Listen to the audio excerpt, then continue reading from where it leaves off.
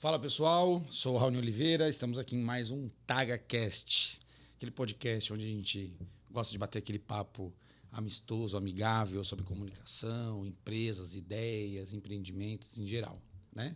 E aí hoje a gente tem mais um convidado de super peso aqui, que é o nosso querido Emerson. Ele vai falar um pouquinho sobre essa parte tributária, enfim, deixa ele falar, né? Então se apresenta um pouquinho aí, Emerson, dá um oi para a galera, vamos lá. Olá, tudo bem? Então, eu sou Emerson Aparecido Macedo, contador, advogado, especializado na área tributária e societária, apaixonado pela área tributária e societária. Minha primeira formação como contador, depois o mercado exigiu que eu me aprofundasse nos estudos, decidi fazer direito para conseguir entregar um trabalho de maior qualidade e conseguir agregar mais valor também para os meus clientes. Aí sim. O cara é uma máquina de estudar, né? Porque são duas faculdades extensas, vamos dizer assim, né? Mais densas, né? Então, o cara gosta de estudar. É isso. E aí, Emerson, assim, nesse nosso bate-papo, a gente gosta bastante de entrar um pouco na pessoa, né? Entender ali quem é a pessoa, de onde ela veio, o que ela gosta, mas não somente o que faz ali na ponta, né? Então, me fala um pouquinho onde você nasceu, de onde você veio. Fala pra gente aí. Nasci em São Paulo, né? Legal. Sou filho de comerciantes, meu pai sempre foi comerciante, então assim, sou um empreendedor nato. Caramba. Trabalho desde os meus 12 anos de idade, já trabalhei em comércios, em farmácia, em cantina de escola, vendi picolé quando pequeno na rua. Legal. Sempre ajudei meu pai nos comércios. E iniciei inicialmente uma faculdade de economia, mas a situação financeira não era muito favorável, então eu tranquei. Depois eu voltei a estudar, trabalhava em banco também, que também já fui bancário. Legal. E aí eu decidi fazer ciências contábeis, que é onde eu me encontrei que eu iria lidar com negócios. Legal. E me formei em ciências contábeis em 2003, né? Peguei meu diploma em 2004 e logo na sequência, em 2006, eu já montei meu primeiro escritório de assessoria Contábil. e consultoria.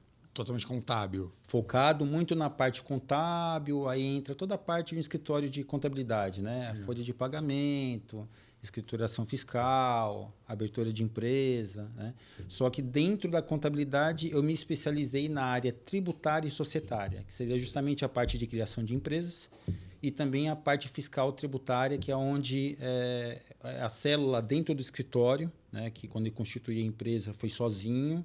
Depois um amigo da faculdade, legal. Né? Depois um amigo da faculdade se associou comigo, nós nos tornamos sócios. E aí durante muitos anos nós tocamos escritório tanto de assessoria e depois como nós tínhamos um DNA de estudante, um DNA investigativo, nós vimos oportunidade na consultoria e como montamos depois na sequência também uma empresa de consultoria. Legal. Né? E aí hoje você está em Interlagos, você falou, né?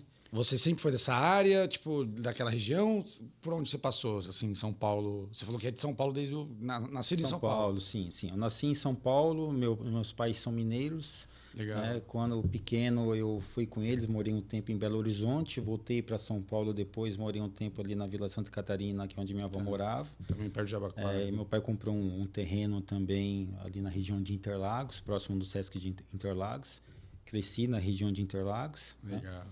E hoje eu moro também em Interlagos, né? Na região de Interlagos, ali mais próximo do autódromo, ali próximo ali da Marginal. Que legal. E o escritório, tem escritório que atende tanto na Berrini como também na Paulista. Maravilha. Então você falou que você veio primeiro da parte contábil e depois a gente veio para a parte do direito, né? Isso. Por qual motivo que você falou assim, não, cara, eu preciso trazer o direito para casa, sendo que você já tinha ali uma assessoria contábil, né, com a sociedade, já estava constituído, vamos dizer assim, né? Não estava procurando ainda para onde vai e tudo mais, já estava bem fixado na parte tributária. O que fez você falar assim, não, eu preciso trazer mais uma formação, preciso trazer mais conhecimento? O que houve? Eu entendo o seguinte, né? Hoje eu participo de vários grupos, né? De heads, de techs, gerentes de techs. E a visão que eu tenho, que eu pelo menos pude ter com a minha empresa de assessoria, é que os grandes empresários, as grandes empresas, a média grande, ela valoriza muito o contador também, no sentido quando se trata da parte tributária e societária. Ela dá um grande valor. Ela entende que o contador é um homem-chave nisso. Como durante esse tempo meu de escritório, eu trabalhei muito com pequena empresa, microempresa, né? E a visão que eu comecei a sentir é que o empresário, muitas vezes, ele valorizava mais um profissional de direito do que, muitas vezes, um profissional de contabilidade. Eu sentia um pouco isso, inclusive até na cobrança de honorários, né? E, além disso, eu queria agregar mais conhecimento, tanto para o meu trabalho ter um valor agregado maior, como também para ser uma peça-chave para o empresário. Então, foi quando eu comecei a me incomodar. Ou eu teria que provar para o mercado que o contador é, sim, uma pessoa-chave, né, crucial. Um contador também estuda, ele é ali um cientista da área tributária, da área societária, e ele tem um valor, e eu tentar me valorizar ao máximo, como sempre me valorizei. Ou eu poderia falar o seguinte, não, eu vou fazer direito, e quando a pessoa falar para mim assim, não, mas isso é coisa de advogado, eu falo, não, isso é coisa de advogado e contador, né? Sim. Ou dos dois juntos, né? Mas se completam, né? Essas áreas se completam. Legal. Então, por esse motivo, eu me desafiei já era casado, com filhos, eu falei, não, eu tenho que agregar valor para quando eu tiver uma certa idade, quando eu tiver, né, uma maturidade ali, eu conseguir também ter uma remuneração melhor. E aí foi onde eu me desafiei também para fazer direito, tanto para agregar para o cliente, como também para ter um valor melhor no mercado, que é onde eu mais atuava, né? Que é com pequenas empresas, médias empresas, apesar de ter feito vários projetos também, inclusive com empresas de auditorias também, como gerentes de techs, trabalhando com empresas grandes, Sim. que eu me desafiei pós-pandemia, né? Entrei nesse mercado também para conhecer um pouco melhor até que ponto ia o meu conhecimento, até que ponto eu poderia ali me desafiar, e graças a Deus consegui fazer também excelentes trabalhos. Ou seja, a empresa em si, não importa o tamanho, se ela é pequena, se ela é média ou se ela é grande. Se ela não tem inteligência fiscal tributária na operação dela, ela vai falhar. Exato. E quando ela falha, ela acaba tendo prejuízo, né? E o meu papel com o conhecimento que eu adquiri no decorrer dos anos é justamente o quê? Ajudar com que ela evite ter esses prejuízos, né? Consiga aumentar os resultados dela com técnicas de inteligência fiscal e tributária. Perfeito. E societária também. Muito bom, muito bom. E aí, legal. Então, aí você já tinha uma expertise de contabilidade, já tinha um escritório, trouxe a formação do direito, virou ali um combo perfeito, vamos dizer assim, na parte estratégica do início de uma empresa, a gestão como um todo. Legal. E em que momento que você falou assim, cara, eu preciso, agora que eu tenho essas duas armas aqui, eu preciso canalizar isso ali para a parte de planejamento, de holdings e tudo mais. Em que momento que você virou o canhão, vamos dizer assim, para isso? Ou já foi uma coisa que você já, desde o início já vinha trabalhando? Na verdade, assim, o meu foco sempre foi a parte tributária e societária, tanto que uma das minhas especialidades também seria justamente a parte de fazer, montar importadores e exportadores, fazer revisão estimativa de habilitação do Siscomex, orientar o empresário para que ele tenha, de fato, né, um deferimento pela Receita Federal, que tem várias situações que ele tem que passar quando ele vai fazer essa revisão. Legal. Então, meu foco também era societário. Mas o porquê eu quis me aprofundar nessa área societária, na parte de criação de holdings, né, e planejamento sucessório e tributário. Porque uma coisa que eu tenho observado é que eu sou muito família e eu valorizo muito as pessoas, né? Legal. E como eu sou um empreendedor nato, eu empreendo desde os meus 12 anos praticamente, né? Eu passei por uma empresa ou outra, mas assim, eu empreendo desde os meus 12 anos. Nós sabemos que não é fácil a gente conseguir construir um patrimônio, não é fácil a vida de um empreendedor. Exato. Né? E quando ele consegue construir um patrimônio, a ideia dele é que o quê? Que o patrimônio dele passe de gerações para gerações. Exato. O legado não está só ligado a minha qualidade como homem, o que eu deixo como ensinamento, o que eu deixo como caráter, não. Também está muito ligado, ainda mais para o empreendedor, o que ele deixa como patrimônio para deixar as gerações mais tranquilas. Né? Então, aí eu tenho observado o quê? Quando chega numa situação de um inventário, as famílias, ao invés de elas se unirem, porque elas estão recebendo muitas vezes bens que não necessariamente foi um fruto dela, foi um fruto do patrono, né? E da matriarca, né? Sim. E eles acabam entrando em conflito.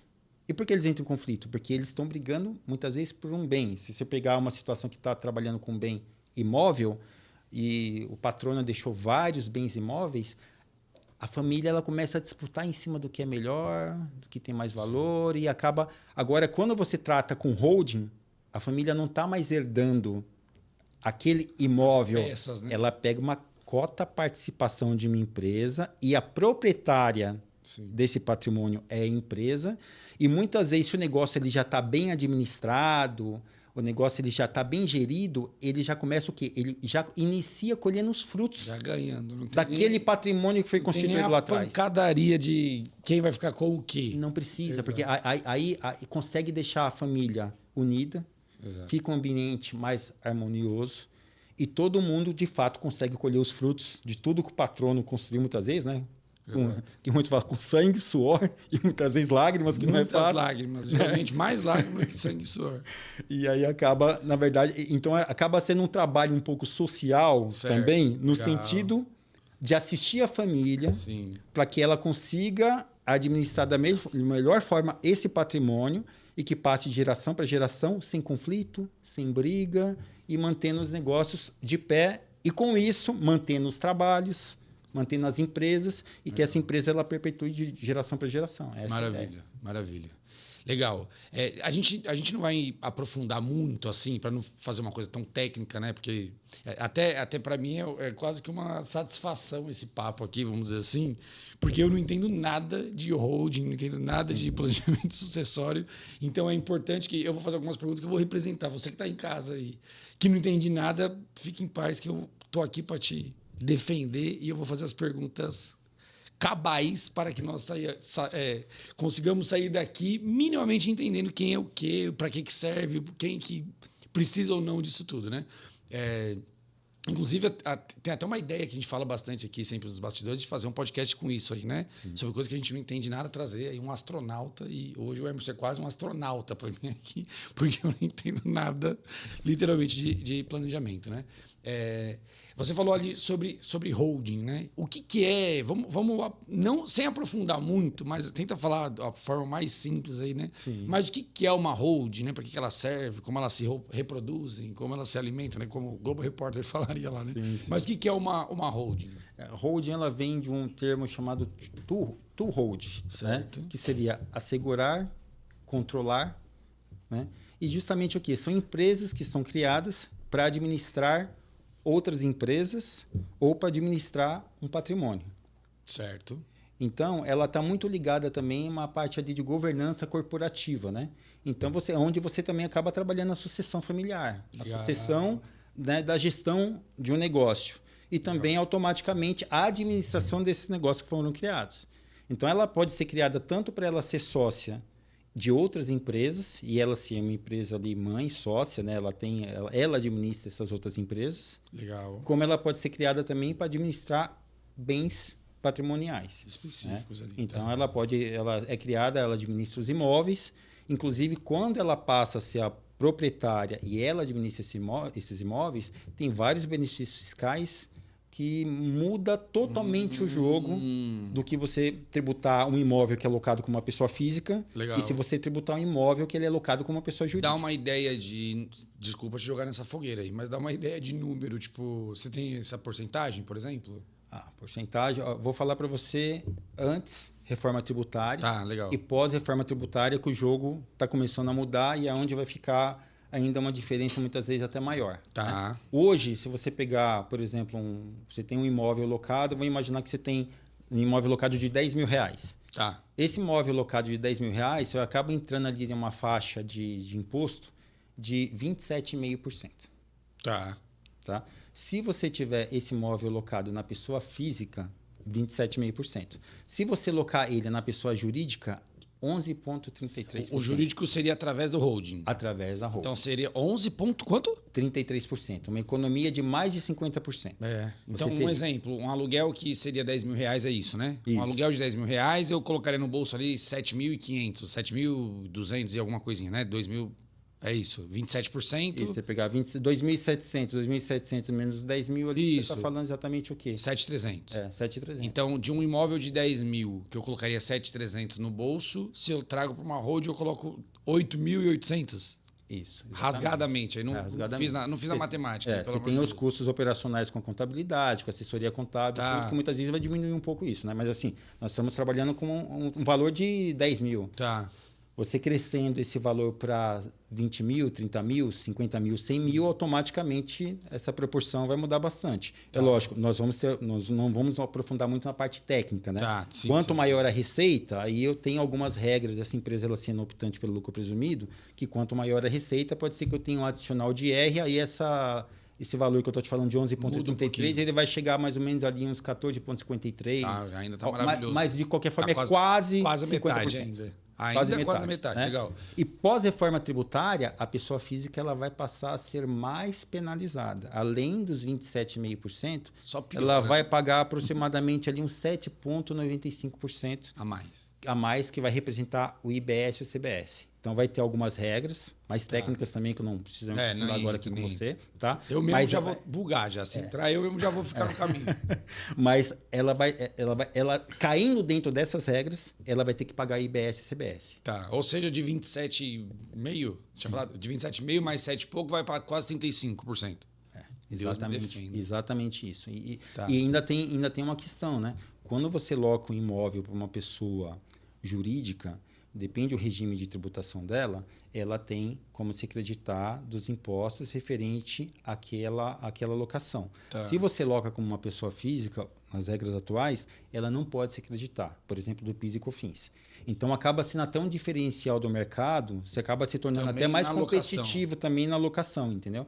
Porque essa pessoa ela tem esse benefício do crédito também dos impostos. Tá, falando de uma forma mais... Vê se eu entendi. Falando de uma forma mais simples, seria então, se o dono do imóvel, como holding, né, como PJ, quando ele aluga, quem aluga esse imóvel também se beneficia através de isenção de imposto, é isso? Não é a isenção não. O crédito. É de crédito. Isso. Legal. Ele se acredita. Bastante, né?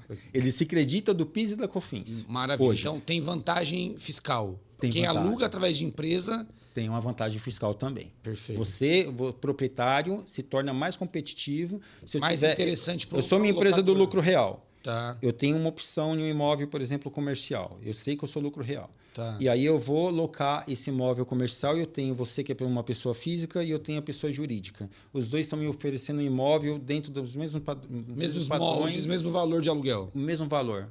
A melhor opção para mim é alocar da pessoa jurídica. Olha que legal. Porque no final das contas esse imóvel esse aluguel vai ser menos custoso para mim, porque parte disso eu vou reverter como crédito de imposto. Perfeito. E aí, assim, uma dúvida. Quando você fala dos 10 mil reais, porque holding, pelo menos no ciclo, né? no círculo que eu habito, holding a gente tem muito como algo de quem tem muita grana, né? Na verdade, sim, toda a parte que a gente fala de investimento, organização financeira, né? Toda de educação e tudo mais, tudo que quando vai para esse assunto, acho que é meio que o senso comum do brasileiro achar que isso é sempre coisa de rico, né? Sim. E aí, quando você fala de um aluguel de 10 mil reais, eu tendo a achar que não estamos falando de uma pessoa milionária, porque um aluguel de 10 mil reais não é um imóvel tão caro assim, né? E, aliás, acredito que seja um único imóvel, ou não, eu posso ter vários, eu tenho que ter no mínimo X imóveis, como que funciona isso? Não, é conta, né? Sempre nós vamos fazer conta. Tem que procurar, a pessoa tem que procurar um bom profissional que faça para ela os estudos, para ver se vai compensar ou não ela ter uma holding, vai fazer, por exemplo, a gente está falando aqui todos os valores de impostos ali na tanga, não estamos aprofundando na parte técnica. Mas quando eu vou fazer a declaração de imposto de renda, eu tenho algumas formas que eu consigo reduzir, né, essa alíquota, porque eu vou ter lá, a pessoa ela tem despesas dedutíveis, tudo. Então, não necessariamente vai ficar essa alíquota diretamente. Quem vai analisar é o quê? Um bom profissional, um contador, né, um profissional, um advogado já especializado na área tributária, ali, societária, ele já consegue fazer um estudo, faz uma prévia. Em cima desse estudo, ele fala assim, compensa para você, não compensa. Um grande exemplo que eu posso te dar é o quê? Você pode pegar, vamos supor que eu vou pegar uma situação de uma holding para criar, de uma pessoa física que tem um imóvel que foi adquirido muitos anos atrás. E aí o planejamento dela, ela quer montar uma holding porque ela quer vender esse imóvel, e esse imóvel, o planejamento dela é vender esse imóvel. Ela fala, eu quero montar a holding porque aí quando eu for vender esse imóvel, eu pago menos imposto. nem sempre vai ser a melhor saída. Se é um imóvel adquirido muito antigo, ele tem alguns benefícios fiscais que o tempo, a pessoa que é o proprietário já adquiriu, já é um direito adquirido dela, e ela muitas vezes vai vender esse imóvel e não vai pagar o ganho de capital. Porque ela tem uma legislação específica que ela tem esse direito. Se eu passo para a holding esse imóvel, né, e eu perder esse timing e eu passar esse imóvel ao valor que ele foi adquirido, quando eu for vender pela holding, eu vou acabar pagando mais do que eu pagaria na pessoa física. Então, assim, tem algumas particularidades, tá? Mas na maioria das vezes, né, ainda mais se a gente estiver falando de um imóvel adquirido há pouco tempo, ou quando estamos falando de receitas de aluguéis, a holding é o melhor cenário. Legal. Então, mais importante de tudo, você que está querendo saber se abre ou não uma holding, monta ou não uma holding, para que lado que você vai, procura um especialista, pelo amor de Deus. Não vai entrar no chat GPT, você mesmo querer fazer isso aí que não vai dar certo, até porque precisa de um advogado, né? É uma brincadeira, mas procura alguém que é especializado em holding, planejamento acessório, todas essas coisas aí, pelo amor de Deus, não vai querer fazer com qualquer um aí no peito. Hein? Tá. E aí, beleza. Quando a gente pensa, então, todo esse cenário, assim, né? O que você entende, o que você enxerga que as pessoas acabam cometendo... Um exemplo, uma pessoa que poderia optar por uma holding, que seria viável para tudo mais.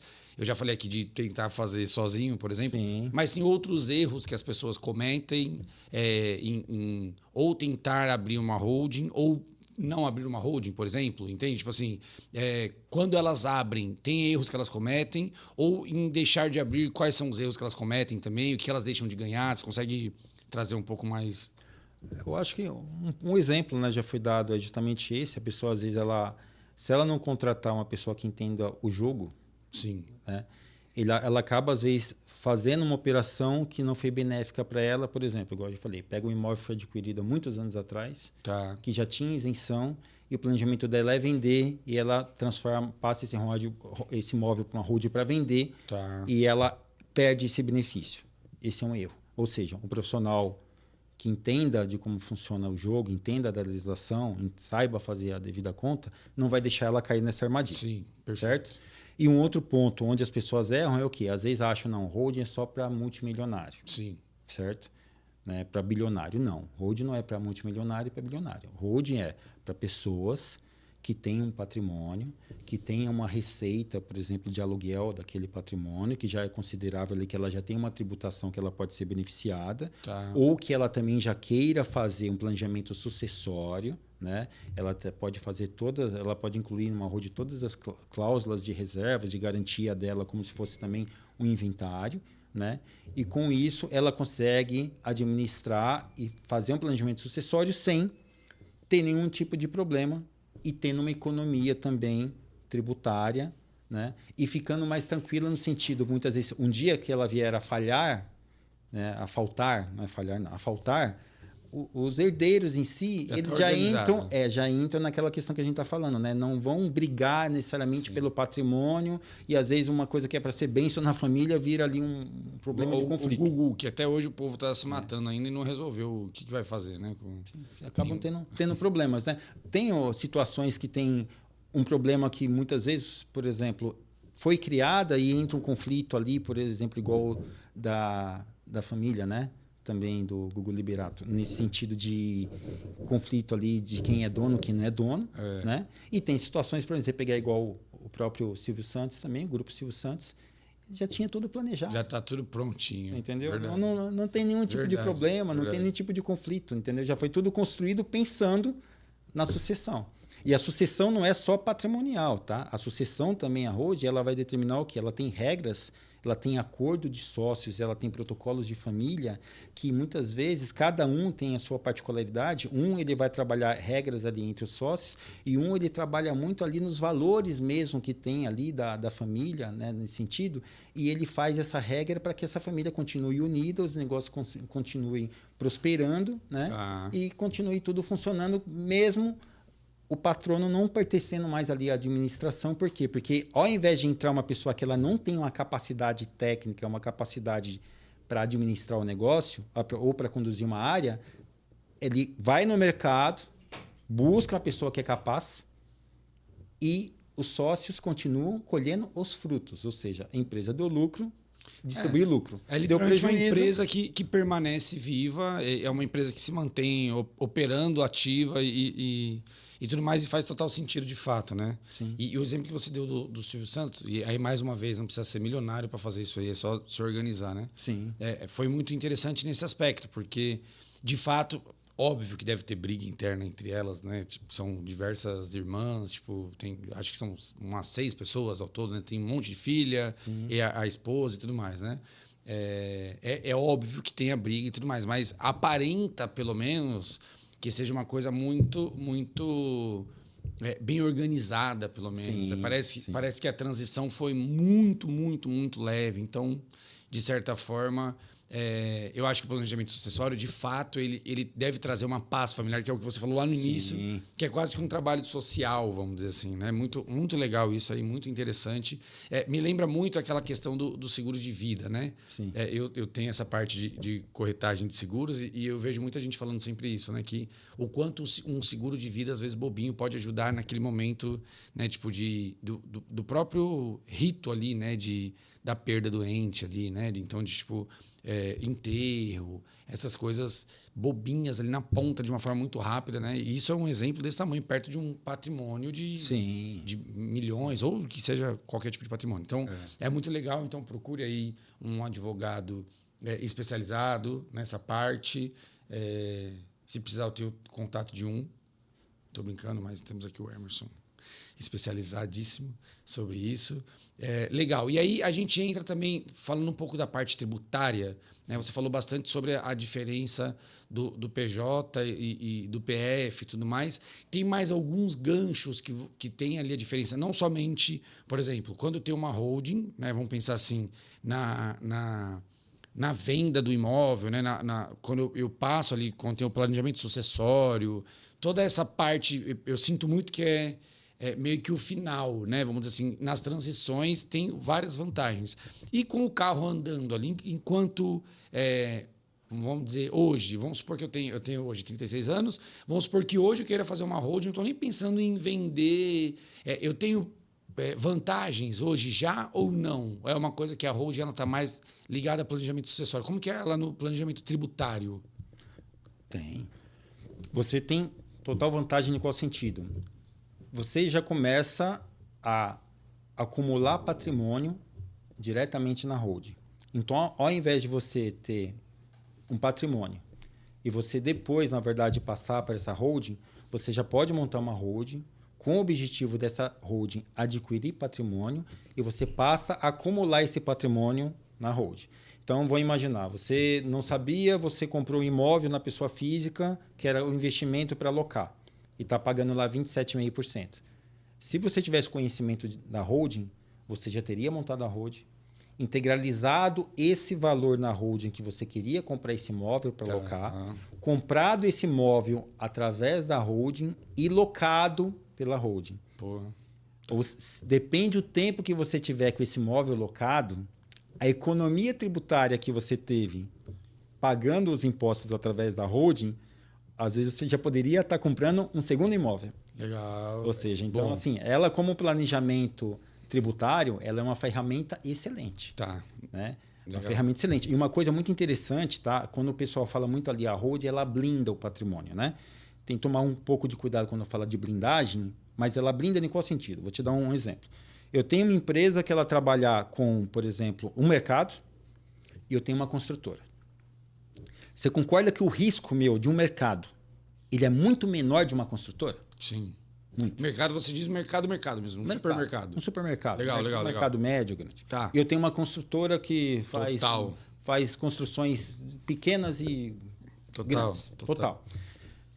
Eu, sendo sócio desses dois, automaticamente, se eu tiver qualquer problema na justiça, eu, como pessoa física, por mais que eu tenha empresas com a responsabilidade limitada, caso eu tenha algum processo que a parte contrária consiga quebrar, né, a personalidade jurídica e invadir o meu patrimônio pessoal, ele chega até o Emerson.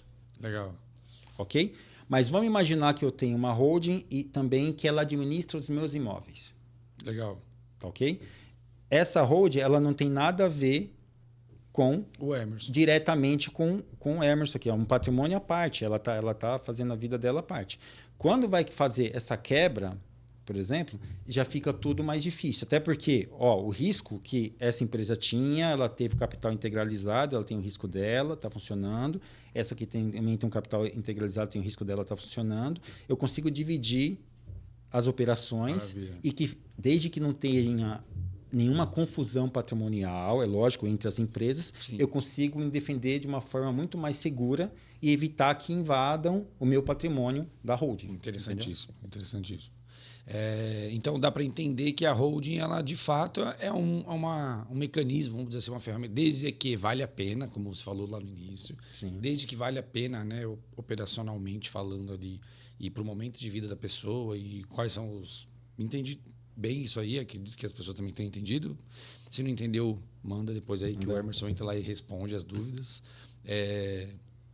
Mas a holding, de certa forma, ela consegue, não vou usar a palavra blindar também, mas ela consegue ajudar bastante. Então, desde essa parte estrutural, enquanto o carro esteja andando ali, né, enquanto eu estou construindo ainda, vamos usar essa palavra. Então, ela me ajuda tanto na parte de construção, quanto também na parte de passar isso para frente, ali, seja planejamento sucessório, de qualquer forma do gênero. Muito, muito, muito interessante.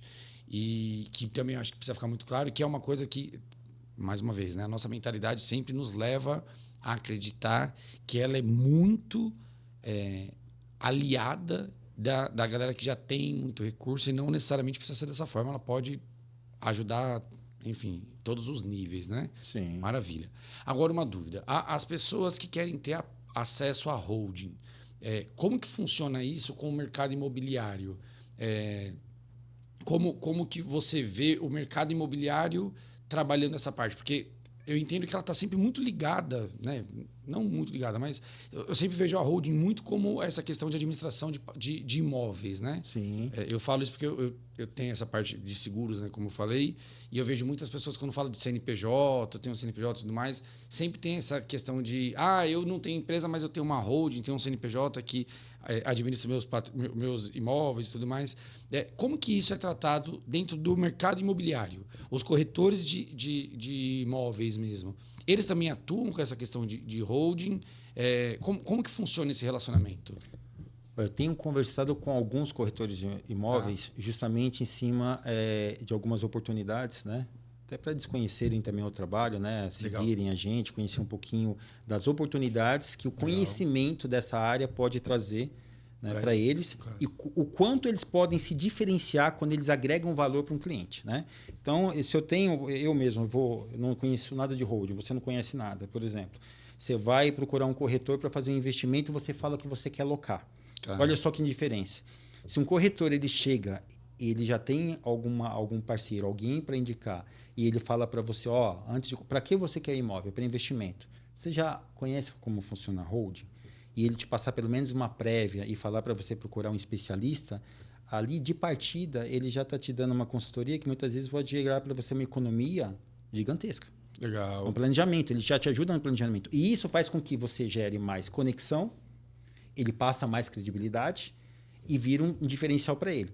E hoje, com as mudanças que estão tendo, com a reforma tributária e com as mudanças que estão por vir também, e a Receita Federal está se cercando mais de informações e de obrigações acessórias para ela conseguir fechar essa questão das receitas imobiliárias, né? A holding ela passa a ser, de fato, uma peça fundamental, um planejamento estratégico muito importante, porque muitas vezes tem muitos imóveis que são locados e que nem sempre o proprietário reconhece a receita. Depende para quem aluga, ele não reconhece a receita. Às vezes ele tem uma receita de 20 mil, 50 mil imóveis, mas ele tem imóveis, locações de 2 mil, locações de 1.500, locações de 3 mil, e no final das contas dá uma receita de 50 mil. Né? Só que como ele não paga, não reconhece essa receita, para ele, você fala de holding, ele fala, para quê eu quero holding? Só que com essas mudanças e com o controle da receita mais forte em cima dessas receitas de aluguel, controle da Receita Federal, ele já vai começar, ele já entra na mira do leão.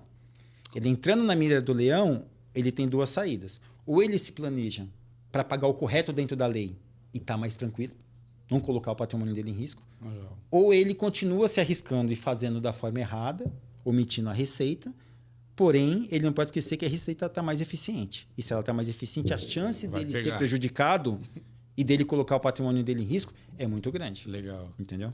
Então, é porque eu imaginava que, de qualquer forma, por exemplo, o corretor de imóvel, ele poderia ser um porta-voz, vamos dizer assim, da holding. E a ideia é que não, que ele seja, por exemplo, um parceiro de um advogado, alguma coisa assim, algum escritório focado em holdings, e ele indique esse cliente dele para esse escritório, é isso? Ou ele pode, de certa forma, um exemplo, né? Como você como palestrante e professor também, que depois a gente pode até falar sobre essa parte também, ele pode fazer um curso do Emerson e se tornar um porta-voz. É óbvio que ele não vai poder executar no final das contas ali a abertura de uma holding, vamos dizer assim, né? Sim. A formalização de uma holding vai ter que ser através de um advogado, vai ter toda essa parte de contabilidade também. Sim. Exato.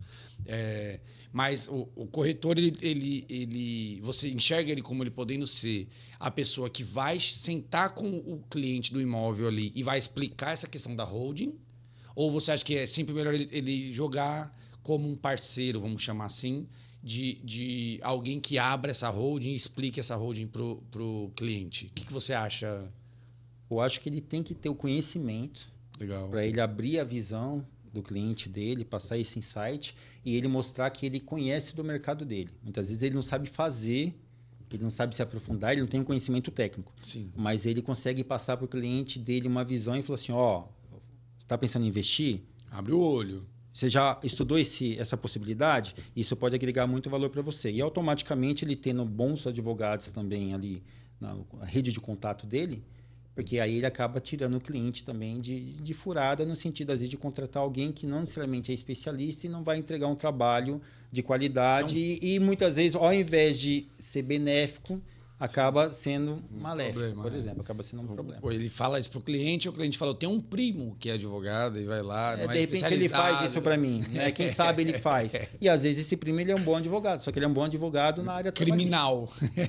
Entendeu? E aí o primo tenta fazer, mas ele não entende algumas particularidades. Sim. E às vezes acaba uma coisa que é para ser benéfica, acaba sendo prejudicial. Queima até a venda do imóvel que ele estava fazendo no início, tentou ajudar e virou um problema. Faz sentido. Legal. Pode acontecer. Então, legal. Então, mais uma vez, você que está pensando em entender sobre holding, você pode até ir lá no ChatGPT, se você quiser, no Google, pesquisar, para minimamente saber conversar com quem vai abrir essa holding para você. Mas não queira fazer isso sem falar com um advogado e um contador especialista em holding, pelo amor de Deus. É só para deixar claro. Eu me sinto a Eliana falando para você, não brinca com tesouro em casa. Então, a gente está falando disso aqui, mas procura um especialista para você fazer isso. Não façam isso sozinhos em casa, pelo amor de Deus. Tá, legal. A gente está encaminhando para o final, Emerson. E eu queria entender um pouco, assim...